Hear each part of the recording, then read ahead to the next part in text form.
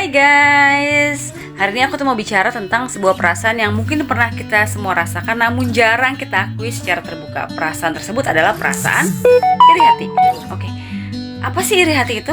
Nah, iri hati adalah emosi yang muncul ketika kita merasa tidak puas atau cemburu terhadap kelebihan atau kebahagiaan orang lain.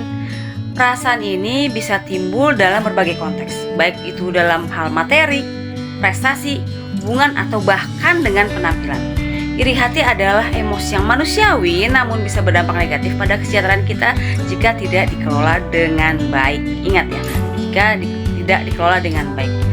Gimana sih asal-usul dan penyebab iri hati? Iri hati seringkali muncul dari perbandingan sosial ketika kita membandingkan diri kita dengan orang lain yang kita anggap lebih sukses atau lebih beruntung. Kita bisa merasa kurang atau tidak puas dengan diri sendiri.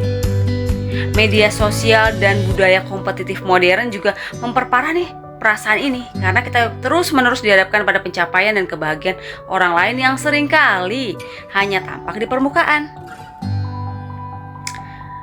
Terus kemudian dampak negatif iri hati apa sih sebenarnya? Iri hati itu tidak hanya merugikan orang yang merasakannya, tetapi juga dapat merusak hubungan dengan orang-orang di sekitar kita. Ketika kita dipenuhi dengan rasa iri hati, kita mungkin menjadi lebih cenderung untuk mengkritik, merendahkan, atau bahkan menghindari orang-orang yang kita iri.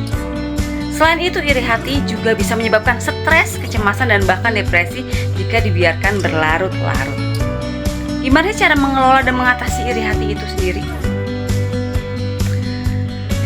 Gimana caranya coba? Pertama nih, penting untuk mengenali dan menerima perasaan tersebut tanpa menghakimi diri sendiri.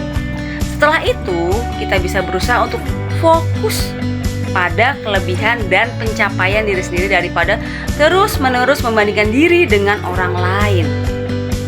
Mengembangkan rasa syukur juga bisa menjadi cara efektif untuk mengurangi iri hati. Dengan menghargai apa yang kita miliki, kita akan merasa lebih puas dan kurang terganggu oleh kelebihan orang lain. Gimana cara mengubah iri hati ini menjadi motivasi?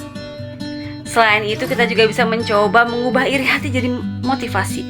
Daripada merasa rendah diri atau marah karena pencapaian orang lain, kita bisa menjadikannya sebagai dorongan untuk bekerja lebih keras dan mencapai tujuan kita sendiri.